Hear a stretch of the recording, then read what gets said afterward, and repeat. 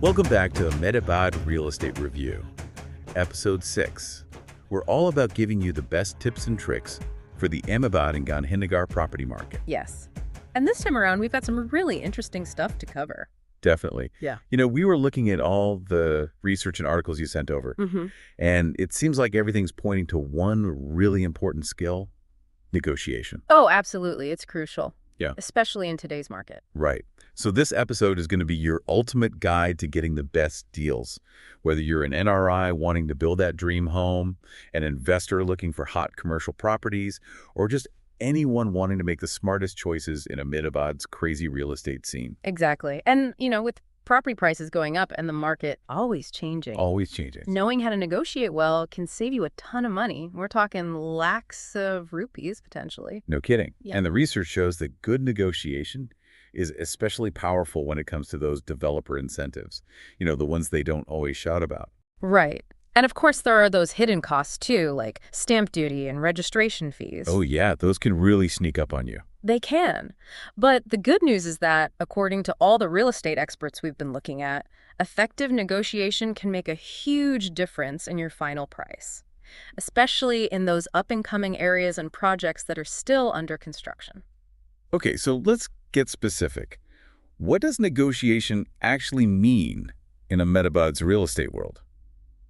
It's not exactly like, bargaining for clothes at a street market, is it? Well, not exactly. No. Though I suppose there are some similarities. But you're right, it's a bit more complex than that. Basically, it's about having a conversation with the seller to agree on a price that works for both of you. Right, finding that sweet spot. Exactly. But it's not just about the price tag itself. It also involves ironing out all those other details that come with the sale. Oh, I see. Like, think about payment plans, fixtures, and fittings.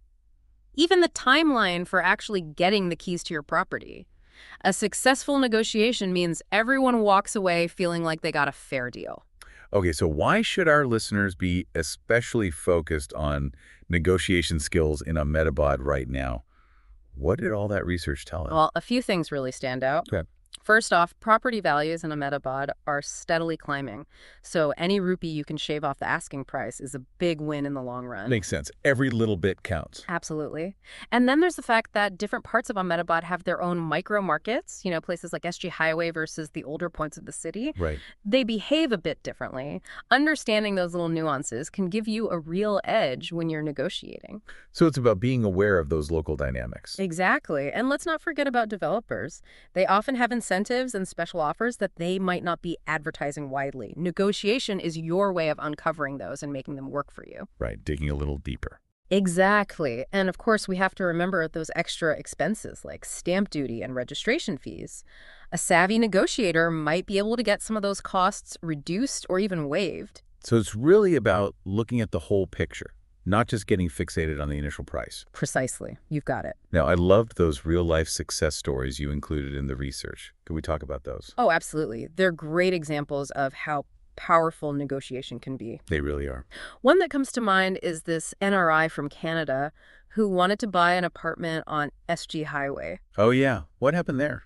Well, it was during a time when sales had slowed down a bit. The market wasn't as hot as usual. Right. So instead of jumping in, he took his time and carefully compared different projects in the area. Smart move. He really understood the market, you see. He knew that things were tilting slightly in favor of buyers at that moment. I see. So he used that to his advantage. He did, and the result? He negotiated a 12% discount on the price. And not only that, he also got a fully fitted modular kitchen thrown in for free. Seriously. That's amazing.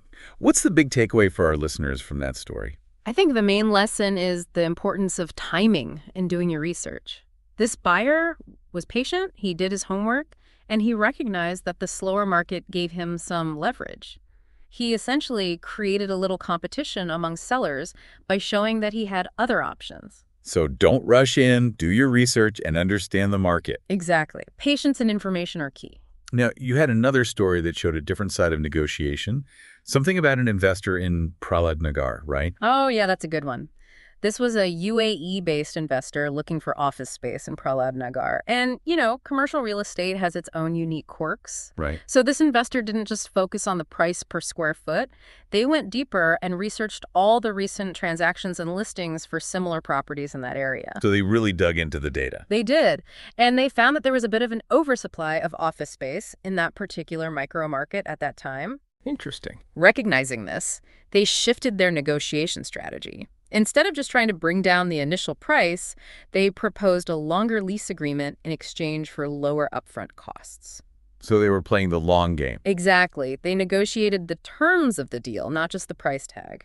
Okay, so what's the key insight for our listeners here? It's that negotiation is multifaceted. It's not always just about the price. By focusing on the lease duration, this investor strategically maximized their return on investment in the long run. So thinking long-term and being creative with the terms can pay off. Absolutely. It's about seeing the bigger picture. I love these examples. They really show that negotiation isn't just a pipe dream. It can actually make a huge difference. So based on these stories and all the research you provided, what are some top negotiation tactics our listeners can use? All right, let's dive into some actionable strategies. Perfect. First up, and this is crucial, become a market insider. Okay, how do we do that? By doing your homework. Research, research, research. Okay, tell me more. Compare prices of similar properties in the areas you're interested in.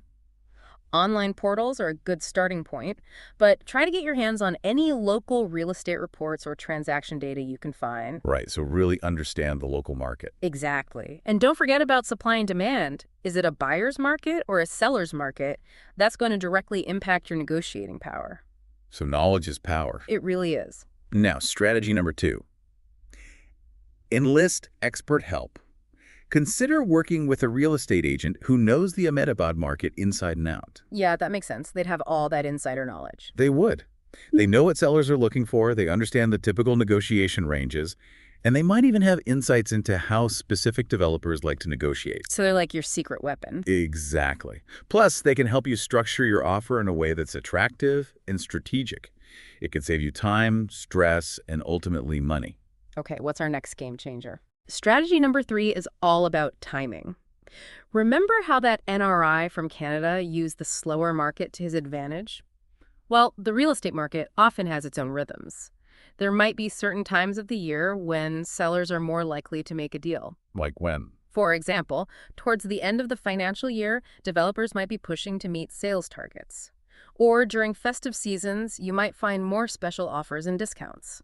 On the flip side, trying to negotiate hard during peak demand periods might not get you very far. So timing is everything. It can make a big difference. Now, here's a slightly less obvious tactic.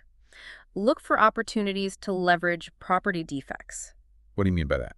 It's not about being nitpicky, but if you genuinely notice minor issues during your property visits, like some cosmetic flaws or things that need fixing, you can use those as negotiating points. Oh, I see. You're essentially saying, hey, I'm willing to buy this property, but I'd like a slight price adjustment to compensate for these things. So turning those little imperfections into savings. Exactly. But remember, be reasonable and fair in your assessment. Of course.